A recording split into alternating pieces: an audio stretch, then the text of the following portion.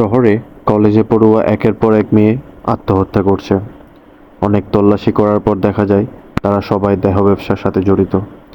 এই মেয়েগুলো কিভাবে দেহ ব্যবসায় জড়িত হলো, কেনই বা তারা আত্মহত্যা করছে, জানতে আপনার সম্পূর্ণ মুভিটি দেখতে হবে। এই মুভিটির শেষে আপনি এমন একটা শিক্ষা পাবেন যেটা আমাদের বর্তমান সমাজের জন্য সবথেকে জরুরি।